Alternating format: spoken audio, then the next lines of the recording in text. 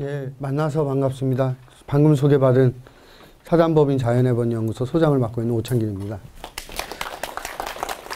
우리 요 시청학실에서 사실은 몇 번 강의를 했었어요. 시흥아카데미. 우리 갯벌 아카데미 할 때 강사로 여러 번 왔었고요. 최근에는 우리 시흥갯골 생태공원에서 1년 동안 지역아동센터 청소년들하고 45명을 매달 교육을 하고 있습니다. 저희 연구소에서. 오늘 아까 우리 센터장님께서도 말씀하셨지만 원래는 이제 공원에서 하는 야외 프로그램이었는데 실내로 와서 또 거절하기도 어렵고 참 난처한데 그래도 실내에서도 우리 어머니들이 생태교육의 어떤 관점 또 아이들하고 어떻게 자연을 만나야 될 것인가 이런 부분을 중심으로 얘기를 해보면 되지 않을까 싶고요. 저는 원래 프로그램을 하려고 했기 때문에 그 자연빙고라고 해서 제가 한 2권의 자연빙고 책을 썼는데요. 요 책을 배경으로 해서 좀 뭐랄까 워크샵 한번 시연을 한번 해보고 싶었어요. 여기 부모님들하고. 근데 아쉽게도 그렇지만 여기서도 저한테 오늘 1시간 정도 얘기 들으시면 자녀분들이랑 아마 재미있게 자연을 만날 수 있을 것 같아요. 여기 부모님들은 자연에 대해서 관심이 많으신가요? 생태에 대해서? 관심이 많으셨으니까 이렇게 바쁘신 시간에도 이렇게 오셨잖아요. 제가 재밌는 얘기를 할게요. 제가 경희교대에서 과학교육과 강의를 하는데요. 여기 있는 혹시 이게 나뭇잎인데요. 나뭇잎인데 원래 제가 뭐 PPT로도 보내드린 것 같은데 이 나뭇잎 중에서 몇 가지 정도 알까 이렇게 질문을 던졌어요. 학생들한테. 자, 맨 앞에 있는 여기 이름을 가렸다고 치고 이렇게 봤을 때 내가 이름을 알 수 있는 식물이 어떤 걸까요? 은행, 단풍, 소나무, 주목. 주목도 아세요. 야, 이름 가렸는데 좋습니다. 여기 어머니는 아주 우수. 제가 오늘 이거 방송이라 이게 촬영이라서 그래도 되는지는 모르겠지만 대답을 잘 하시는 분에게 이걸 제가 만든 교구를 드리려고 했는데 괜찮을까 모르겠네. 예. 대답을 잘 하시는 분들에게 가차없이 드리도록 하겠습니다. 보통 이게 보시면 멀어서 뒤에 분은 잘 보이실지 모르겠지만 이 9가지는 우리 유치원이나 어린이집, 학교에 가장 많이 나무를 많이 심는 나무예요. 선생님, 여기 어머니들도 아마 평소에 많이 봤던 식물인데요. 보통 이렇게 나무를 우리가 사랑해도 이름을 하는 건 되게 어렵잖아요. 근데 보통 우리 교대 이제 들어오면 뭐 아주 학력이 높다고 보통 이렇게 얘기를 하는데 그 학생들한테 물어보니까 여기에 보이는 식물 중에서 첫 번째, 두 번째 은행나무잎하고 단풍나무잎을 알고 2가지는 확실히 아는 것 같아요. 근데 세 번째 지금 말씀하신 소나무 잎을 원래 알았어요. 애들이 학생들이. 근데 요게 지금 침엽수가 하나 더 있잖아요. 5갈래로 잎이 갈라진 이게 있으니까 이름을 가리니까 헷갈리기 시작했어요. 결국은 그래서 2개에서 대체적으로 70~80%가 멈췄는데요. 재밌는 얘기가 왜 재밌냐면 이거를 제가 만 5세 우리 유아들한테 보여주잖아요. 그러면 만 5세 어린이들도 마찬가지로 단풍나무나 은행나무는 알고 있어요. 그리고 여기에 계신 우리 어머니들도 마찬가지예요. 주목까지 가리고 아시는 분은 굉장히 열심히 하시는 분이고 대체적으로 2 나무에서 멈춰 있는 상태가 많습니다. 물론 여기에 계시는 여기 우리 선생님들 또 뭐 초중고등학교 선생님들도 마찬가지예요. 저희가요 유아부터 초중고등학교까지 몇 시간 정도를 우리가 수업을 들을까요? 몇 시간 정도? 이거는 그냥 상품이 없습니다. 아니 토탈에서 아니 몇 시간을 수업을 듣냐고요. 제가 대답을 해드릴게요. 시간 관계상 10,000시간 정도를 공부하거든요. 근데 그 중에서 과학 공부는 몇 시간 정도 할까요? 한 10분의 1 정도 한대요. 한 1000시간 정도. 근데 사실은 유아 때 배웠던 5살이나 만 5세나 대학생이나 10,000시간을 공부한 1000시간의 과학 공부를 한 학생들이, 대학생들이나 또 여기에 대학을 나오고 교편을 갖고 있는 선생님들이나 또 여기 부모님들이나 다 2나무 이상을 벗어나는 경우가 별로 없어요. 이게 무슨 얘기냐면 실제로 우리가 많은 학습 시간을 갖지만 실제로 입시를 벗어나면 이것이 우리가 배웠던 지식의 내용들이 많이 사라진다라는 거예요. 또 하나는 우리가 배우는 이런 생태를 배우는 데 있어서 방법상의 문제가 있지는 않을까 이런 생각을 해봤어요.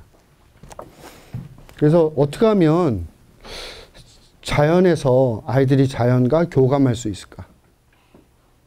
이런 게 제 항상 고민이었어요. 한 20년 정도 이런 일을 했는데 제가 90년대 중반부터 이렇게 아이들하고 숲에서 갯벌에서 교육을 했거든요. 근데 제가 이름을 처음에는 알려주기 시작했어요. 혹시 쉬운 갯골에 오는 도요 물대새라는 새 들어보셨을 거예요.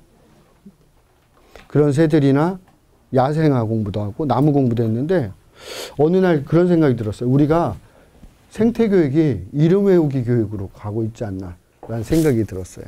여기서 생태 안내자 혹시 이런 거 수강하신 분들 있는지 모르겠는데요. 그건 아닌 것 같아서 교감할 수 있는 이런 교육을 찾다가 보니까 생물과 대화를 나누자 이런 취지에서 나무를 껴안고 나무를 손으로 또 발로 숲을 느껴보는 이런 체험들을 하는데 이런 게 그 학생들한테 어린이들한테 굉장히 재밌었나 봐요. 그래서 그 해에 몇 년 했는데 99년도에 KBS 방송국에서 연락이 왔어요. 나무와 대화하는 선생님이 있다고 그래서 찾아왔다고. 그래서 제가 그런 건 아니고 그런 건 아니지만 나무와 아이들을 대화하려고 한다. 숲과 또 갯벌에 있는 생물들과. 그래서 KBS의 환경 스페셜이라는 프로가 있는데요. 지금은 없어졌거든요. 거기에서 제가 하는 교육을 이쪽 인근에서 갯벌이나 하천이나 숲에서 하는 교육. 그래서 아이들하고 하는 프로그램들이 소개됐고 소개가 된 적이 있는데 지금까지도 이런 생태교육이 어떤 스킬, 기능이라고 하죠. 그런 기능적인 측면이라든가 암기 공부가 되면 안 되겠다. 그래서 자연과 아이들이 만나고 그것이 마음에 남을 수 있는 공부를 해야 되겠다 싶어서 실제로 이거를 자연빙고를 하면서 놀이를 하면서 화면 있잖아요.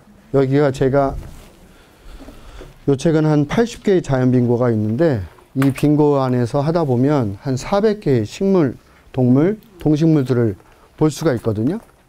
근데 오히려 생물 공부에서 교과 시간에 배웠던 것보다 아이들이 이름을 되게 잘 외워요. 왜 그러냐면 이거는 여기서 얘기할 건지는 모르지만 저는 이런 생각을 했어요. 혹시 화투 해보셨어요? 네. 화투. 어떤 데 가면은 시치미를 딱 대고 화투? 막 이런 분들인데 시흥 부모님들은 솔직하게 화투 해보셨는데 화투 학원에서나 혹시 학교에서 배우셨어요? 아니요. 안 배웠죠? 48장이 이렇게 패로 돼 있는데요. 보통 웬만한 정상적인 성인이라면 화투를요 한두 번 쳐보면 대충 하루 이틀 치면 다 그 원리를 알 수 있습니다.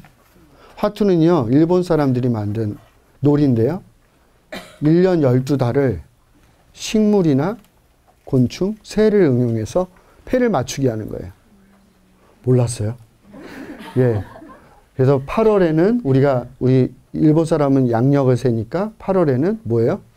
보름이 있고 팔과. 아, 그래서 팔과. 그렇죠. 그렇죠.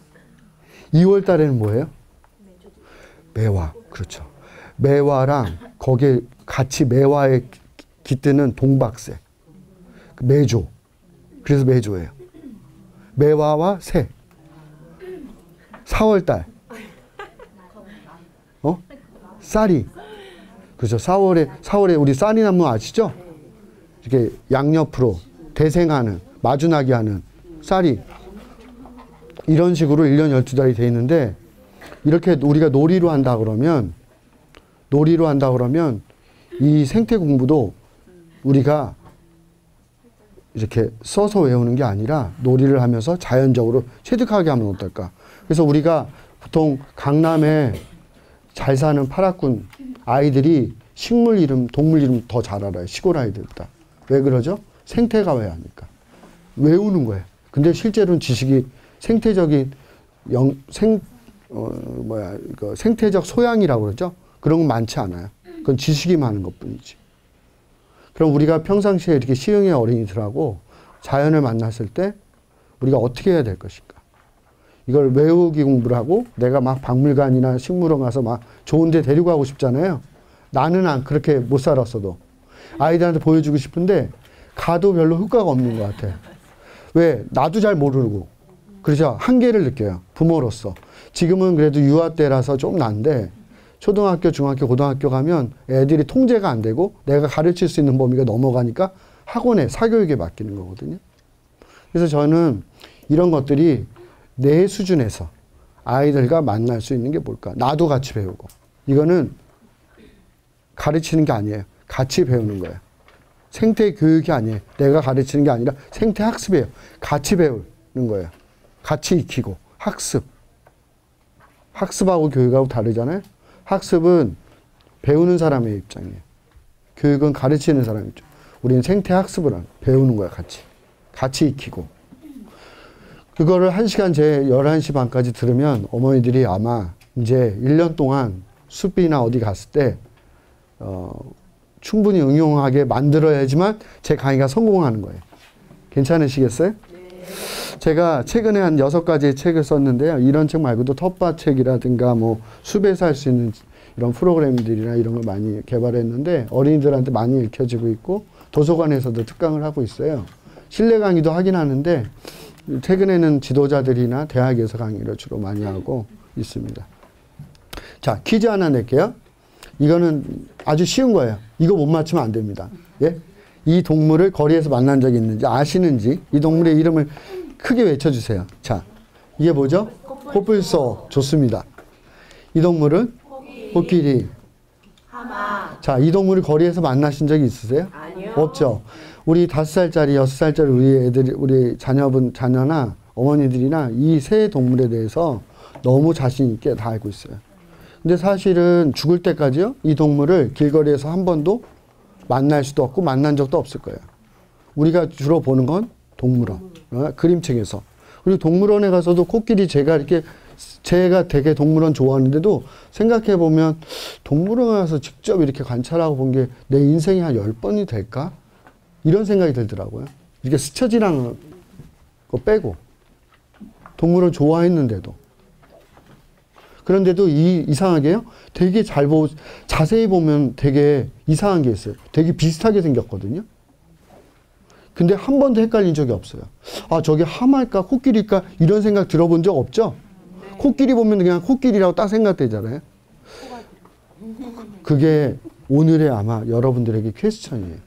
왜 나는 이렇게 새 동물을 잘 알까?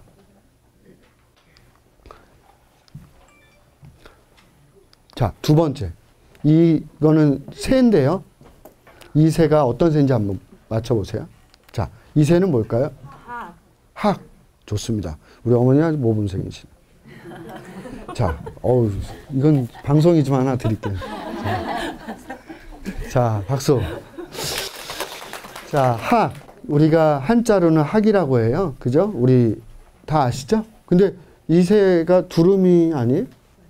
다른 거 아니에요? 다른 거 아니에요? 네. 그죠? 네. 자, 우리는 이렇게 30년, 40년 살았는데 이 새가 아주 우리나라 대표적인 새거든요. 근데 이 이름이 헷갈려요. 그죠? 이거 학이라고 해서 제가 드렸지만 두루미도 맞아요.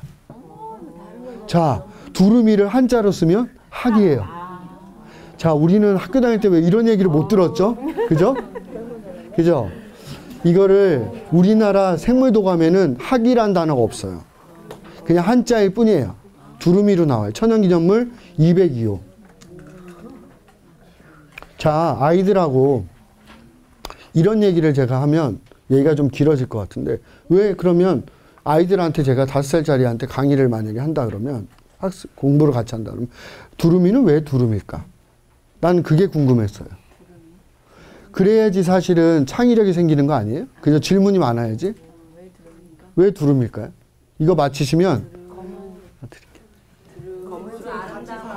검은색이 이렇게 줄레로. 야, 그렇죠. 이렇게 우리 어머니 자녀는 되게 창의력 높을 것 같아.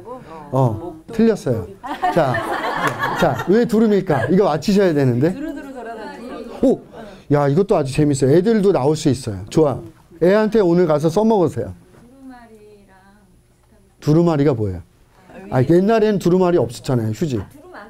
두루마기. 그것도 아주 창의. 이거 좀 메모 좀 제가 해가지고 책 쓸 때 써야 되겠네. 두루마기는 제가 처음 듣는 얘기네. 자, 어떤 동물이나 식물을 줄 때 형태나 특징을 가지고 이름을 짓거든요. 꼬리.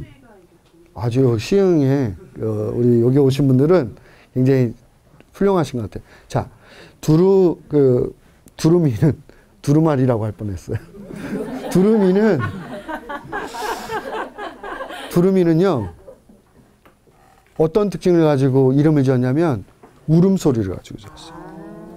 이렇게 울어요. 우리 시흥 갯골에도 가끔씩 겨울에 오거든요. 겨울철새거든요. 자, 따라해보세요. 뚜루뚜루뚜루. 이렇게 울어요. 그래서 두루미야.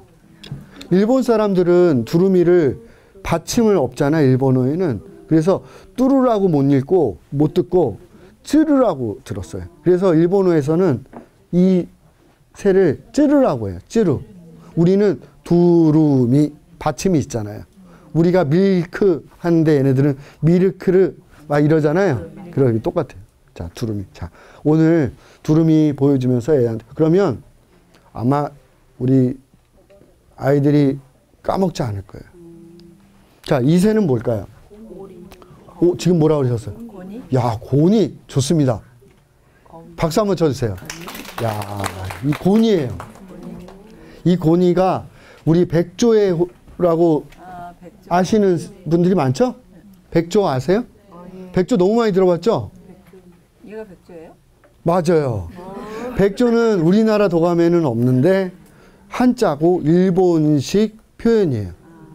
근데 일제시대 때 차이코프스키의 뭐가 나왔어요?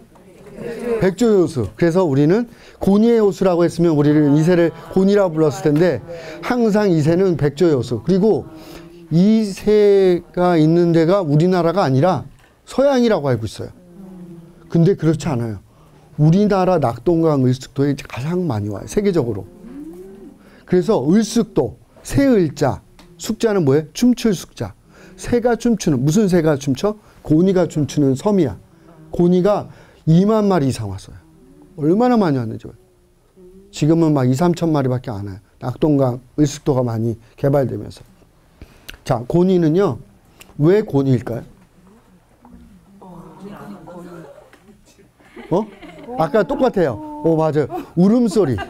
그래서 고니고니하고 울지 않고 곤곤곤곤곤곤곤 이렇게 울어요.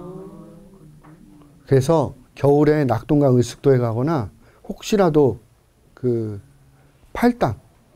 팔당이나 이런 데 가면 팔당대교 앞에 스티로폼처럼 둥둥 떠다니는 새가 있어요. 올해 이번에 1월달에 2월달에 순두부 드시러 그 경춘가도 달리다가 강가에 스티로폼 같은 게 이렇게 떠다니는 걸 보실 수 있어요. 그게 바로 고니예요. 우리는 주변에 이렇게 아름다운 새가 우리나라에 살고 있는데 잘 알지 못하죠. 고니. 그래서 고니도 알려주시고, 이 새는 우리가 시흥 우리 농촌에도 밭에도 논에도 많이 오는 새예요. 외가리? 좋습니다. 또 아닌가 봐. 백로. 맞습니다. 백로예요. 새백로예요. 백로 중에서도 여러 개가 있는데 이건 새백로예요. 그래서 이건 사실 큰 곤이고요. 새백로인데 뭐 우리가 너무 자세히 하면 어려우니까 이렇게 이제 백로는 흰색이라고 그래서 백로. 이렇게. 이새는 뭘까요? 마지막으로. 오. 자, 우리 오, 좋아요, 좋아. 조금 더, 하나만 더 나오면, 혹시, 홍로. 혹시, 제가 힌트 드릴게요. 이솝우화에 보면 여우랑,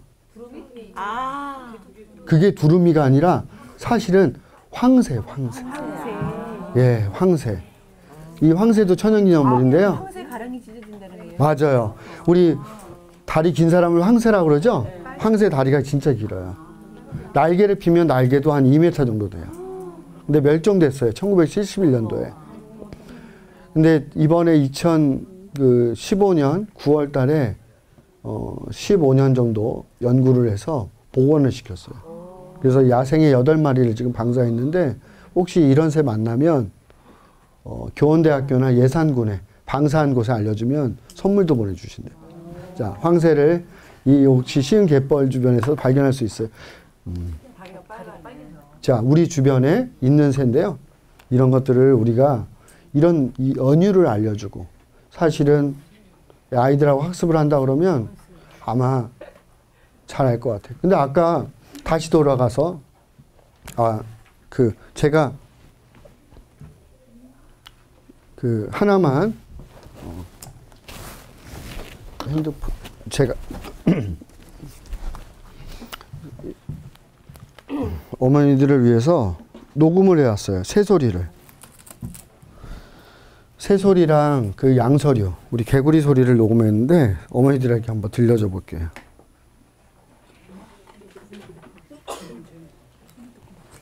예, 소리 듣고 마치는데요. 우리가 너무 잘하는 새들이거든요. 근데 한번 들려드리려고요. 퀴즈로. 그래서 아이들하고 이걸 게임으로 하잖아요. 그러면 아이들이 아주 재밌어 하거든요. 예, 한번 잠깐만요.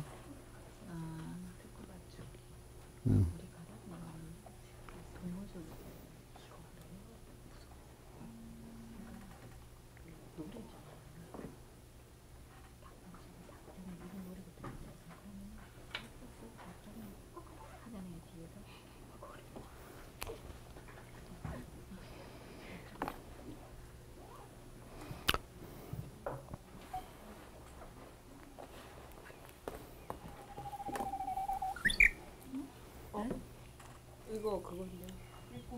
아침에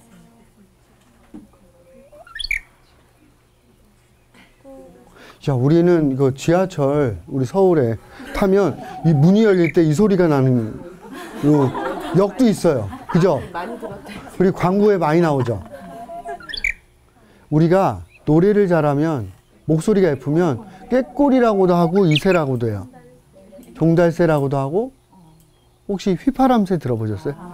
이새가 휘파람새, 휘파람을 부르는 것처럼. 예, 휘파람새. 자, 우리가 휘파람새가 있는지도 몰랐죠? 그죠? 그리고 서양에만 있는 줄 알아요. 근데 우리나라 산천에 사는 새거든요? 그러면 또 하나만 또 들려줘 볼게요.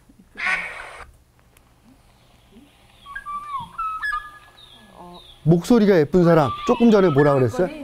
꾀꼬리예요, 이게. 꾀꼬리보다는 아까 휘파람새가 더 예쁘죠? 맑아요. 그죠?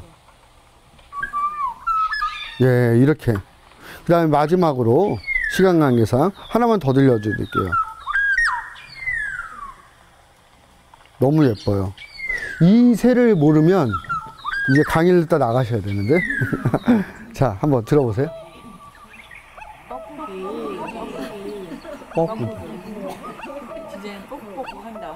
그죠? 뻐꾸뻐꾸하죠? 우리 5월 달에 보면 산에 굉장히 많은데요. 자, 제가 왜 그러면 어머니들은 휘파람새랑 지금 꾀꼬리랑 뻐꾸기 중에서 뻐꾸기는 되게 잘하셨잖아요. 왜일까요? 뻐꾸기만 내가 이렇게 뻐꾸기는 뻐꾸기라고 들려요? 휘파람새는 휘파람 부는 것처럼 들리잖아요. 주변에서 뻐꾸기 얘기를 많이 뻐꾸기 노래를 많이 불렀어. 생활 중에 뭐 있어요. 뻐꾸기랑 관련된 게. 맞아요. 뻐꾸기 시계. 뻐꾸기 시계 때문에 우리가 뻐꾸기 소리를 많이 들었어요. 그죠? 그리고 저 시계를 맨날 뻐꾸기 시계라고 했기 때문에 그냥 시계라고 새 시계라고 안 하죠. 뻐꾸기 시계라고 그러죠. 이게 은연중에 사실은 교과서에서 배우거나 학교에서 배워서 뻐꾸기를 알고 있는 게 아니라 내가 생활하는 공간에서 자연스럽게 익혔을 때는 기억이 오래 간다라는 거예요. 이렇게 연유를 알거나. 그래서 이런 학습들을 좀 이게 뻐꾸기, 꾀꼬리고요. 이게 뻐꾸기고 이게 파랑새예요. 이게 휘파람새. 귀엽게 생겼어요. 우리 주변에 굉장히 흔해요. 숲에. 소래산에도 다 봄이 되면 이 꾀꼬리가요. 5월 달에 결혼을 하기 위해서 순놈이 계속 이렇게 지저귀죠. 자, 아까 동물원 얘기하다가 넘어왔는데, 자, 이런 게 뭘까요? 우리 외국의 동화책이에요. 제가 어렸을 때나 또 지금 아이들이 보는 동화책이나 어머니들이 보셨던 동화책은 유년 시절에 우리는 이런 외국 책들이나 외국 자료들을 많이 봤어요. 만화도 그렇고.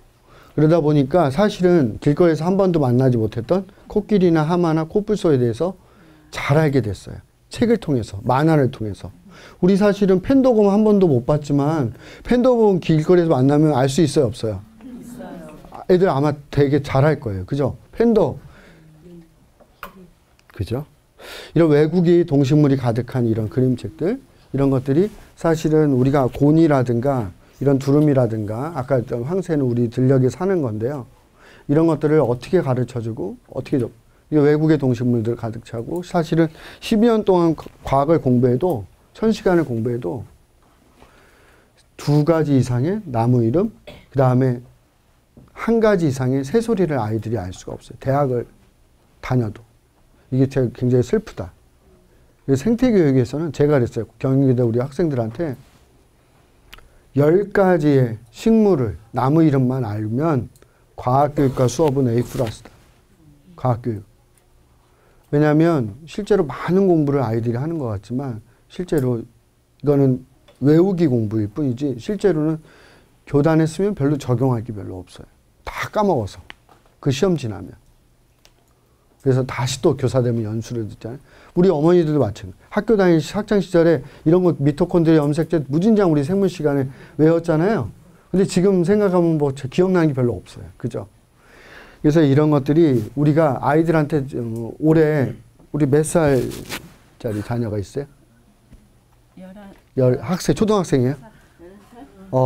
이게 지금 여기가 제가 잘 몰라서 그러는데 연령층이 자녀분들이 초등학교, 뭐 중고등학교도 있으세요? 없어요? 아, 근데 대부분 유아들이시죠? 근데 아이들하고 올해 한 10가지는 좀 심한 것 같고 한 5가지의 나무 이름이라도 우리 동네에서 알 수 있는 게임들을 한번 해보자.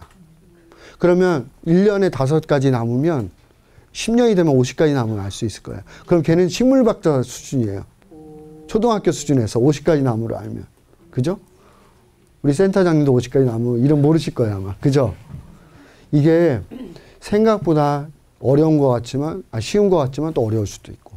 그래서 그거를 외운다고 되는 게 아니라 저랑 한번 공부를 한번 해보자. 그래서 아까 얘기한 게 이런 학문적인 근거가 있는 건데, 중학교 1학년 같은 경우는 교과서 가운데 50가지 식물 중에서 아는 게 피스타치온 4개. 근데 고등학교 가면 3, 4개. 대학교 가면 아까처럼 1개, 2개. 점점 줄어들어요. 근데 유아들 보면 아주 이런 생태 공부를 많이 하는, 이런 교육을 많이 받은 아이들은 이거보다 고등학생보다 나을 수도 있거든요.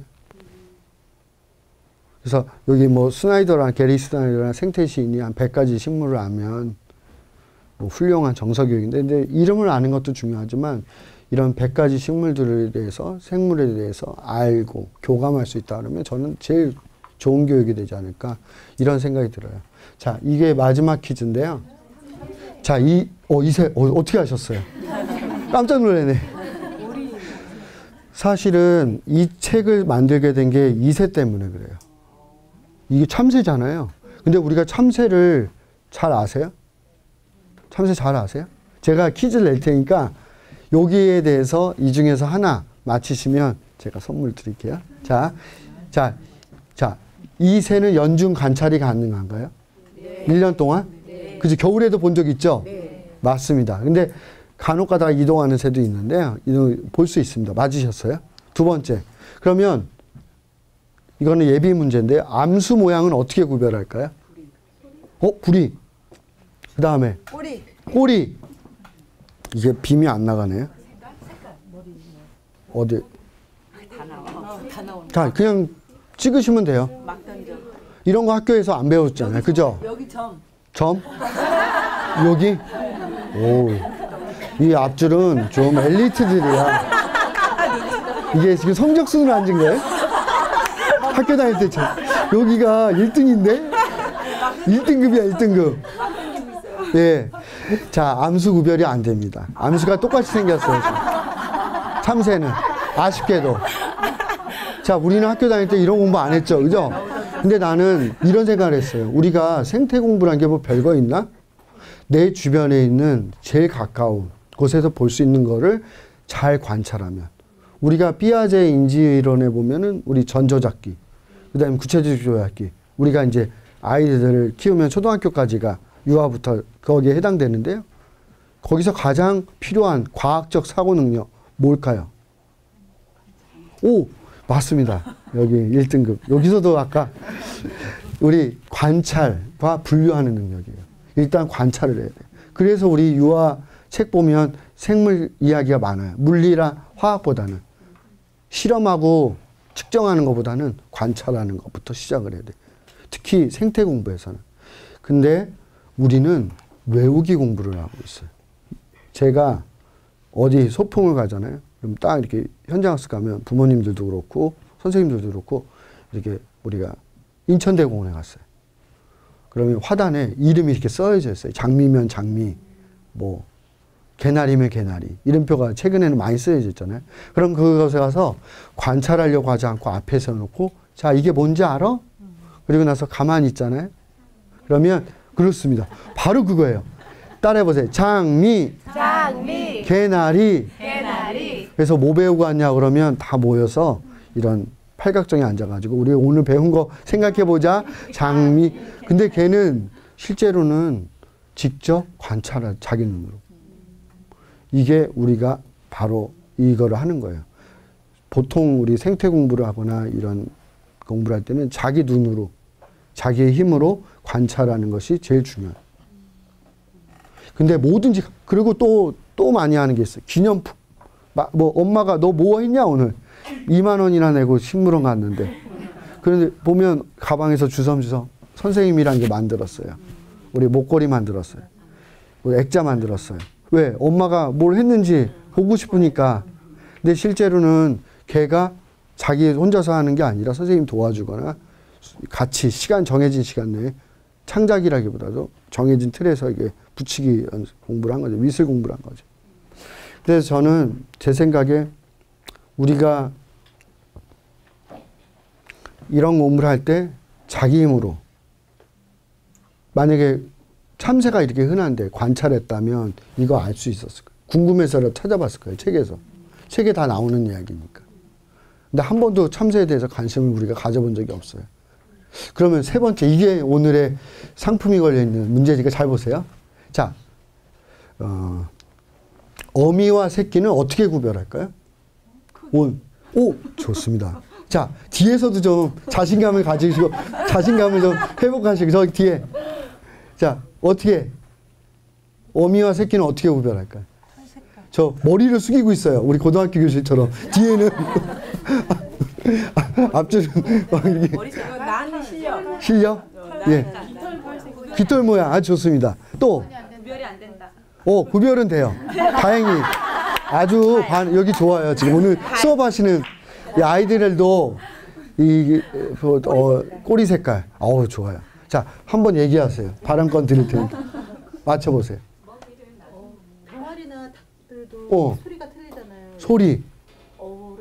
엄마 참새랑 애기 참새는 소리가 약간 큰 거. 야. 목소리 굵기가. 목소리, 소리로 할 수 있다. 생김새는 상관없이. 좋아요. 자, 이거 맞히셔야 되는데 여기 지금 생김새, 그럼 힌트. 이 생김새. 아까 얘기하실 때 나왔어, 사실은. 오, 두 분 다 맞췄어요. 점. 이걸 따라해서 점보단 조금 유식하게 반점. 자, 볼에 있는 반점. 따라해보세요. 볼에 있는 반점. 자, 오늘 여기 오신 보람이 있어요. 참새 어미랑 새끼를 구별할 수가 있어요. 지금 40년 동안 몰랐던 거 오늘 처음 하는 거예요. 그죠? 30년 동안. 이거 얼마나 신기해요. 이런 거 왜 안 가르쳐 주냐고. 그죠? 새끼 때는요, 반점이 없어요. 그러다가 점점 커지는데요. 보통 이 새들은 천적한테 많이 공격을 받기 때문에 빨리 어른이 돼서 날아가거든요. 그걸 이소라고 해요. 둥지를 떠나는 거. 날아갈 수 있는 힘이 있어야 돼. 그래서 어미만 받아 먹으면 사람처럼 뱀이나 다른 들짐승들이 와서 공격해서 잡아먹으니까 그러니까 빨리 보름 안에 어른이 돼요. 근데 처음에 새끼들을 보면 반점의 크기가 작아요. 근데 결혼할 수 있는 신체가 되면 반점이 거의 볼의 3분의 2까지. 그래서 저는 이런 생각을 했어요. 우리 아이들에게 제일 필요한 게 뭘까? 생태교육할 때. 그래서 굉장히 어려운 유아들에게 지식을 알려주는 게 아니라 아주 간단하고 쉬운 우리 주변에 있는 내 발밑에, 저는 항상 그러는데요. 이 얘기를 기억하셨으면 원숭이도 할 수 있는 생태교육을 해야 된다. 우리가 생태교육이 또 하나의 줄세우기 교육이 되고 영재를 위한 교육이 되면 안 된다. 그래서 저희가 보통 학생들하고 공부를 하면요. 교실에서 체육 잘하는 애가 국어도 잘하고 영어도 잘해요. 우리 학교 다닐 때도 그렇잖아요.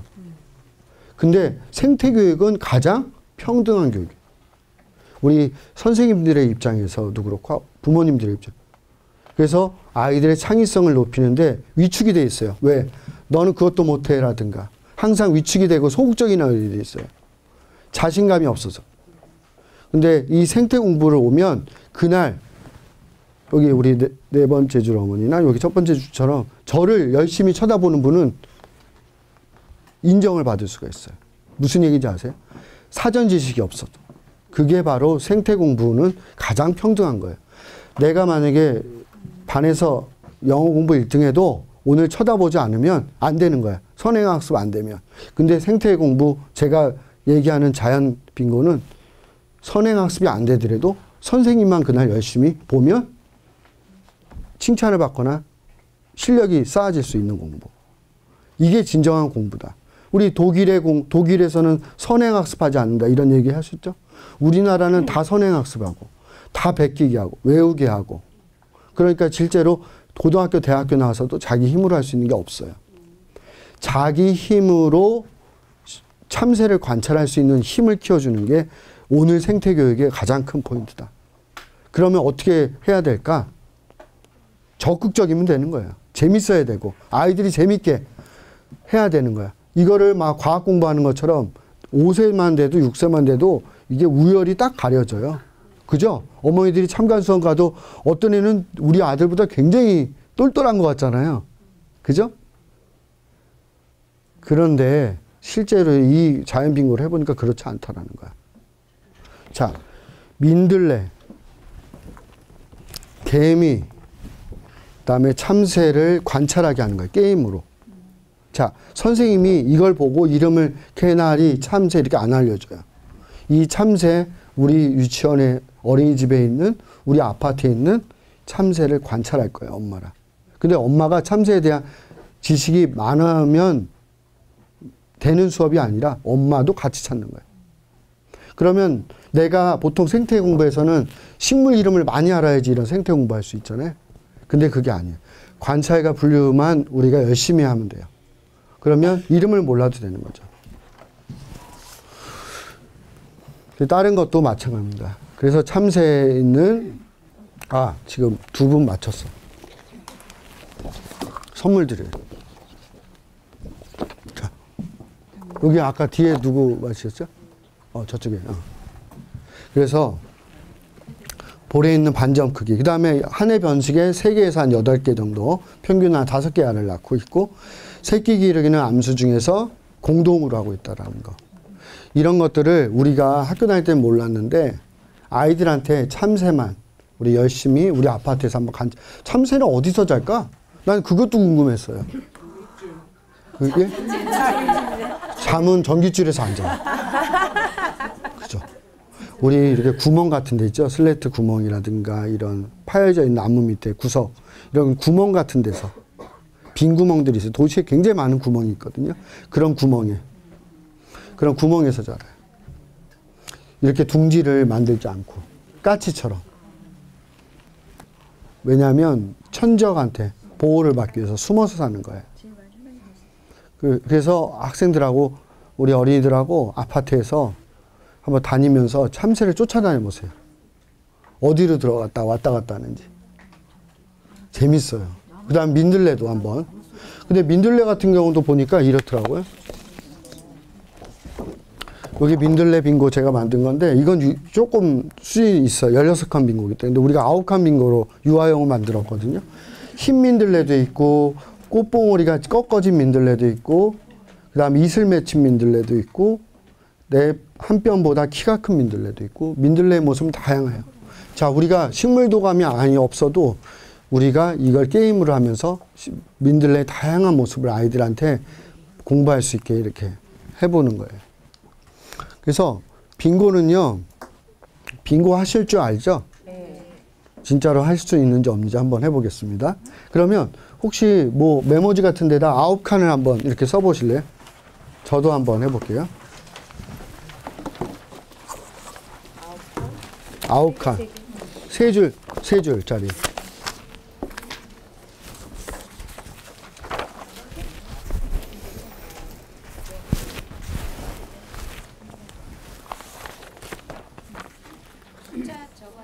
잠깐만요. 오, 굉장히 의욕이 넘치시네. 잠깐만 기다리세요. 자.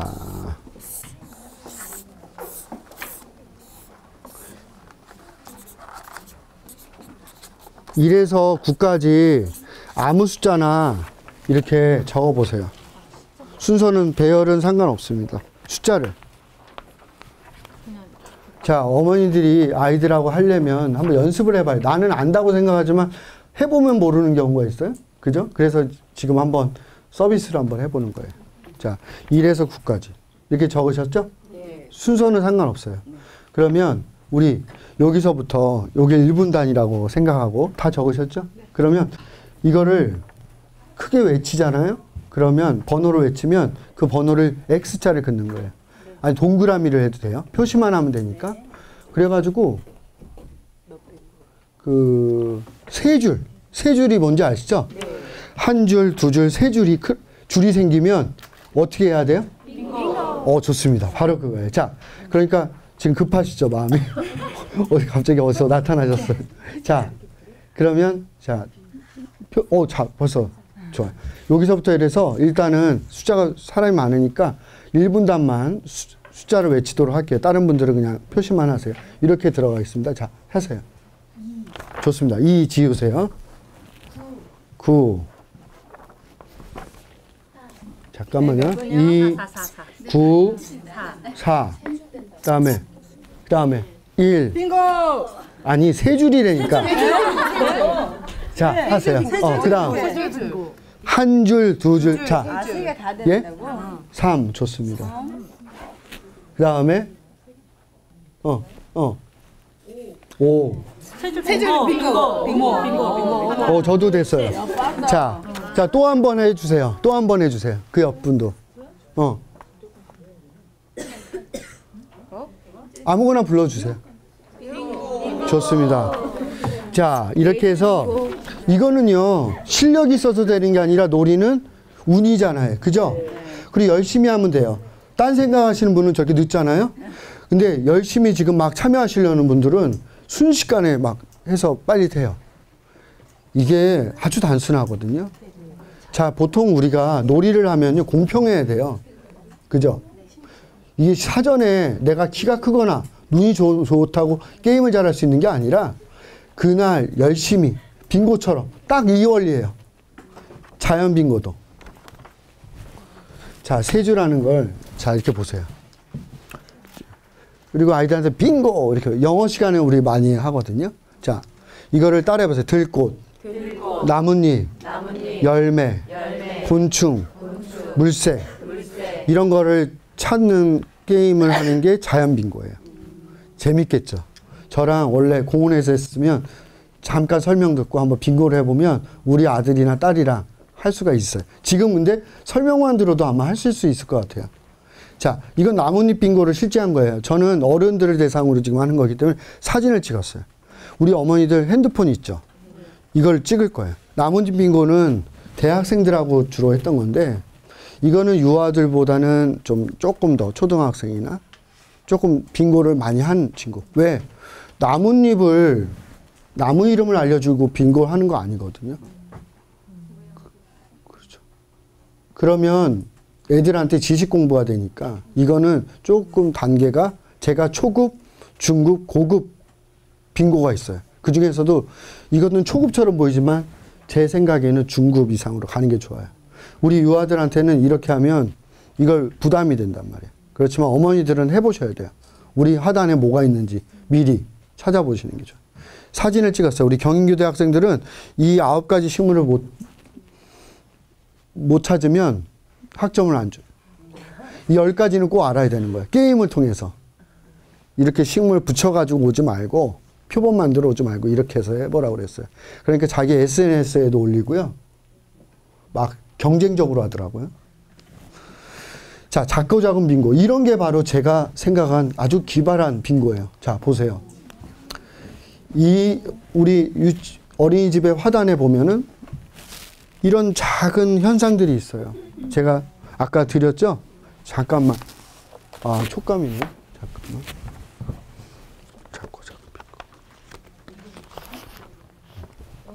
작고 작은 빙고. 아니, 저도 있어요. 또 있어요.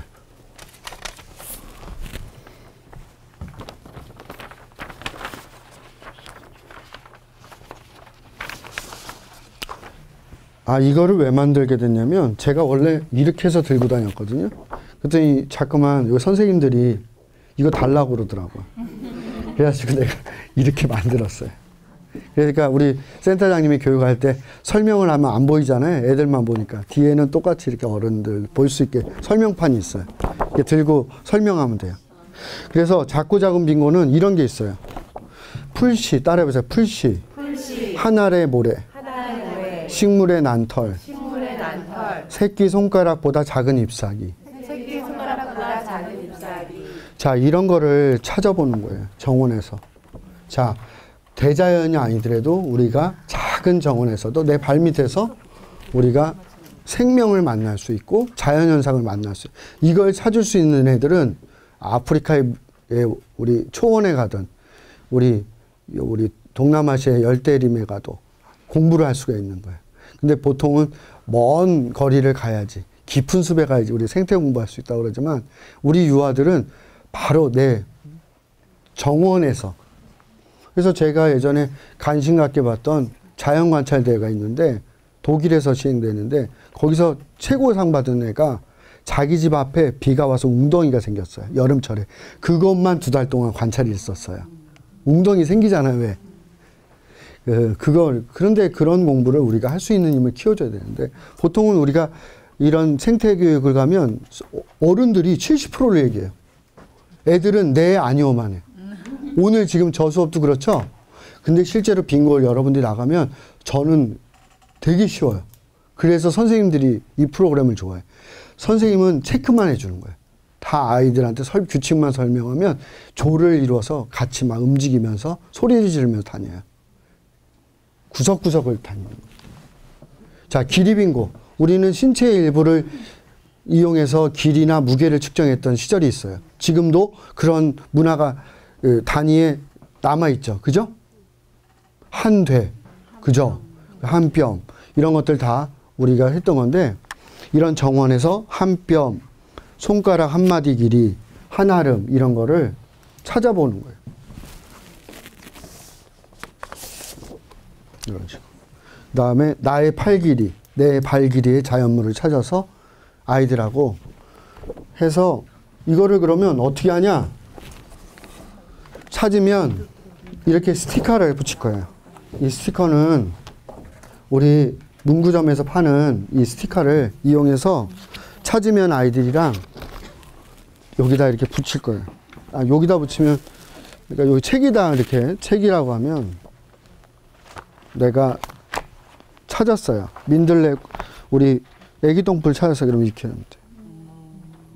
우리, 근데 이거를 다 수업하고 나면, 공부하고 나면 볼펜으로 표시하면 안 되고, 이걸로 이렇게 잘 띄어져요. 그러니까 재사용이 가능하잖아요. 그죠? 그래서 이걸 생각했어요. 스티커라. 근데 이게 왜 잘 띄어져요? 왜 잘 띄어졌어요? 반코팅돼 종이가 좀 좋은 것도 있지만 중국제 스티커. 언제 붙여도 어느 순간에 또 무슨 큰 비밀이 있는 줄 알아요. 자, 이게 중국제 스티커의 위력입니다. 이게 아무리 뭐 붙여도 다 띄어져요. 그리고 상처도 안 나요. 그래서 이런 거를 스티커로, 애들 스티커 좋아하잖아요. 그래서 딱 이렇게 한 줄만 해도 돼요. 유아는. 그래도 뭐 하나하나씩 단계를 밟아 나가면서. 그럼 엄마들도 부담이 없잖아요. 이런 빙고 하면 우리 다 가르칠 수 있죠? 그죠? 우리 유아 시기에 우리 생태교, 우리 대공원 가더라도 할 수 있어요. 그래서 저는 이런 거를 배울 수 있다 생각했어요. 계절도 배울 수 있어요. 수학도 공부할 수 있어요. 예술도 배울 수 있어요. 오감도 배울 수 있어요. 이 80가지의 빙고를 통해서. 이 색깔, 디자인, 색깔 찾는 거예요. 색깔. 우리 정원에서. 색깔 찾을 수 있죠, 봄에? 지금 가을에 해보니까요. 가을에 이 색깔 아주 단풍 져가지고요. 참 좋아요. 지금 우리 이런 어린이집이나 공원에 가면 이 색깔 빙고 하면 너무 좋아. 지난주에 토요일 날 내가 어디서 유치원 원장님 대상으로 이 강의를 했어요. 실외에서. 잘 찾으시더라고요. 그 다음에 길이 빙고 했고, 계절. 가을 내내 공부하는 거예요. 나무 열매를 가지고 9가지를 자기가 찾아보라고 그러는 거예요. 아이들이 다니면서. 그러면요, 애들이 엄마, 유치원 애들은 안 그러겠지만, 어린이들은 안 그러겠지만, 요즘 애들 핸드폰만 보잖아요. 그죠? 텔레비만 보는데, 이제 하늘을 보고 주변을 관찰해요. 우리도 솔직히 나도 그렇게 못 살지만, 나도 핸드폰만 많이 보지만, 애들은 그렇게 살면 안 될 것 같잖아요. 그죠? 솔직히, 내가 핸드폰 좋아한다고 너도 핸드폰이나 해라. 이런 엄마는 없잖아요. 그죠? 우리 애는 좀 이렇게 관찰도 하고, 뭐 탐구도 하고 그랬으면 좋겠죠? 그렇잖아요. 그래서 이걸 주는 거야. 그리고 우리 정원에서 모과도 찾고, 시골에 가서 감도 찾고, 이걸 해봐. 내가 물새도, 우리 시흥갯골공원에 가서. 그 다음에 이런 게 좋은 거야. 봄을 알리는 나무. 봄에 어떤 꽃이 피는지 이름이 중요한 게 아니라 모양이 다르잖아요. 그래서 제가 유아들만을 위해서 해보니까 워크숍을 많이 했어요. 작년에 한 50번 정도 했는데 이 자연빙고만 하다 보니까 아이디어를 주셨어. 우리 유아교육 하시는, 전공하시는 선생님들이. 선생님, 이거보다는 이게 더 좋을 것 같아요 해서 만들었어요. 제가. 이 선생님의 아이디어를 제가 훔쳤어요. 이렇게 해주세요 그랬어요. 뭐냐면, 자, 제가 만든 건 봄꽃 빙고잖아요. 9칸짜리. 근데 노란색 빙고. 봄에 노란색만 찾는 거예요. 그 재밌죠? 그다음 빨간색 빙고. 진달래 뭐 이렇게 우리 철쭉. 그래서 이런 것들을 할 수 있는 게 빙고가 원래 게임이었는데 애들이 하다 보면 노란색에 많은 식물이 있다. 차이가 있다라는 걸 알게 돼요. 잎의 모양이, 꽃의 모양이 자연스럽게. 그러면 더 궁금한 아이는 찾아보면 돼요. 근데 처음부터 화단에 서가지고 관찰은 하지 않고 진달래, 개나리, 철쭉 어차피 20년 지나면 똑같은데 시간 낭비야. 오히려 그 시간에 뛰어놀라고 하는 게 나아요. 그냥 신체 발달이나 잘 되게. 그죠? 그래서 이런 공부를 하면 좋겠다. 근데 관찰력과 분류하는 님. 그래서 우리 아까 개미나 민들레 빙고 이런 취지에서 만들었어요. 개미도 관찰하는 거. 애들 개미 되게 좋아해요. 잠자리랑. 곤충 가지고 제가 개미 잠자리 많이 했는데 애들 좋아하고, 그 다음에 작고 작은 빙고랑, 그 다음에 애들 누워서도 빙고 하는 거예요. 하늘 보면서. 뒹굴뒹굴 빙고. 그 다음에 오감을 키워줘야 돼요. 이게 뭐예요? 후각. 그죠? 이거는 미각. 이거는 시각. 이거는 촉각. 이거는 너무 똑똑하시네 여기. 자, 이거를 오감이라고 하는데 영어로 뭐라고 그래요? 필링. 오, 좋아요. 학교 다닐 때 영어 공부 열심히 하셨네. 자, 이거를 우리가 센스라고 해요. 센스. 너 센스가 이렇게 없니? 그죠? 그렇죠. 감각. 오감을 키워줘야 돼. 우리는 인간은요, 오감 중에서 시각의 70%를 의존해서 사물을 판다게요. 그래서 촉각이나 청각이 퇴화되는 거예요. 우리가 새소리를 들어도 잘 모르겠어요. 그거 왜 그래요? 귀를 잘 안 사용해서 그래요. 미세하지가 않단 말이야. 우리가 부엉이 같은 새는 2km에서 나는 소리도 감별해서 먹이 사냥을 해요. 눈이 어둡잖아요. 그 다음에 촉감이 발달된 동물들이 있어요. 우리 도요새라는 새가 있는데 시흥갯골에 자주 많이 오거든요. 봄, 가을에. 걔는요, 이 갯벌 안에 30cm, 50cm 안에 있는 먹이만 먹어야 돼. 조개나 게. 그런데 안에 뭐가 있는지 알 수 있어요? 없어요. 어떻게 할까요? 촉각이에요. 어떻게? 부리가 이렇게 길어요. 30cm, 20cm. 부리를 집어넣는 거예요. 우리 이렇게 이빨처럼 딱딱하지가 않고 도요새 부리는요, 부드러워요. 입술처럼. 그래서 키스를 해요. 갯벌하고. 그래서 집어넣어서 키워지기도 해요. 그래서 거기에 개가 닿으면 탁 무는 거예요. 우리 여기에 지금 어디 사진 있을 텐데, 있어요. 사진 만들었어요. 제가 이거를 만들 때 너무너무 이 한 권에서 많은 정보를 줘야 되겠다 해서 여기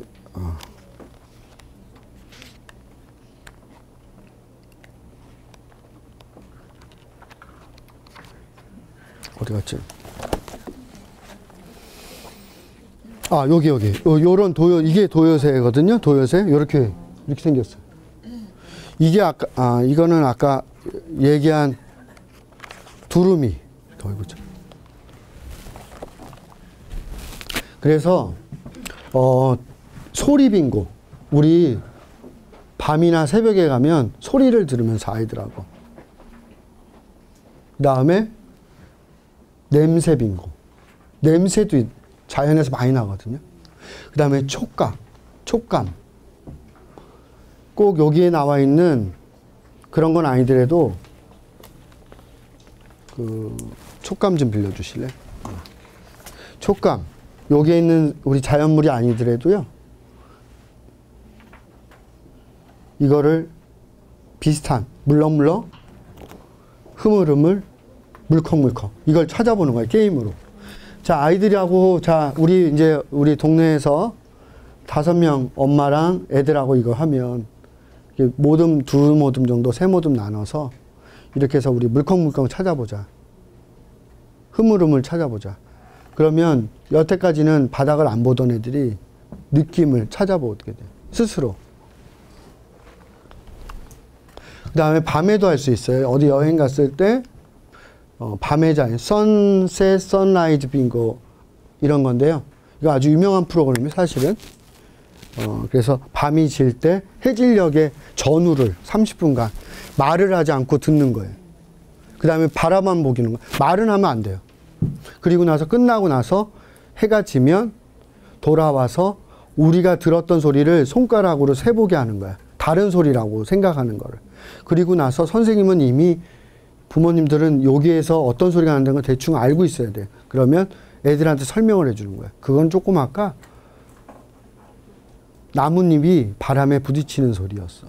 아니면 아까 봤던 모습은 별이 뜨는 모습이었어. 아니면 뭐 부엉이가 우는 소리였어. 그러면 귀가 계속 트이겠죠? 생각을 해봤어요. 애들은 놀 권리가 있다. 제가 서울시에서 얼마 전에 그 얘기를 했는데, 우리가 5월 달에 놀이터위원회라는 걸, 제가 서울시 위원인데요. 아이들에게는 많은 권리가 있어요. 유엔 아동 인권 협약에 보면.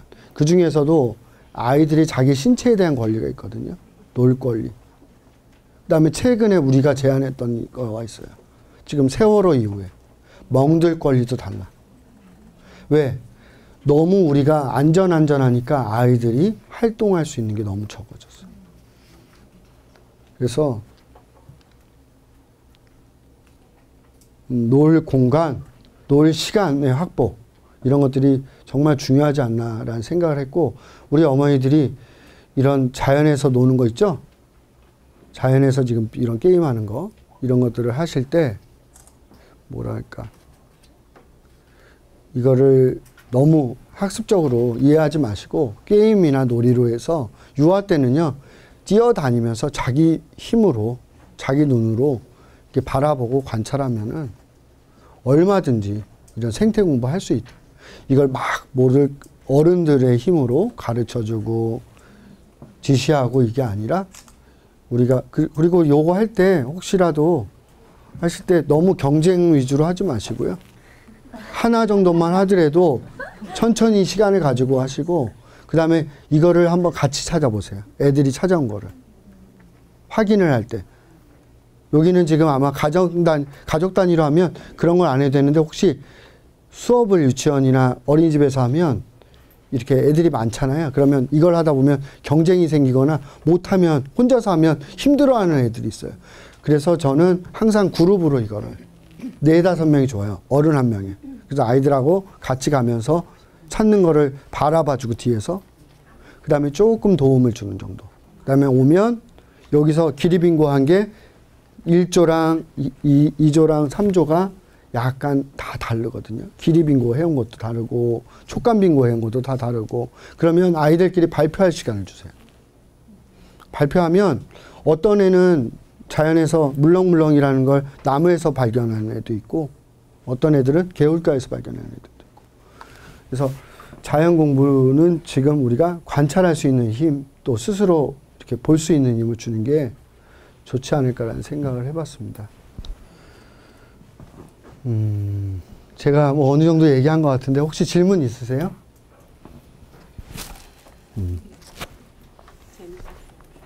잘 이해가 되세요? 네. 어렵지 않으셨어요? 네. 아마 제가 이 실내에서 하다 보니까 아무래도 부족한 게 많았을 텐데, 그래도 지금 이렇게 불도 환하게 켜져 있고 뒤에서 앉아 있는 분도 있어서 그런지 분위기가 아주 좋았어요. 그래서 열의가 느껴지고요. 아무쪼록 우리 생태 부모 학교가 잘 이제 마무리되고, 이제 가정에 돌아가시면 아이들하고 너무 이렇게 지식 중심의 생태 공부하지 마시고 놀이 중심으로 이렇게 엄마랑 같이, 가족과 같이 한번 해보셨으면 좋겠습니다. 이상으로 제 발표를 마치도록 하겠습니다. 감사합니다.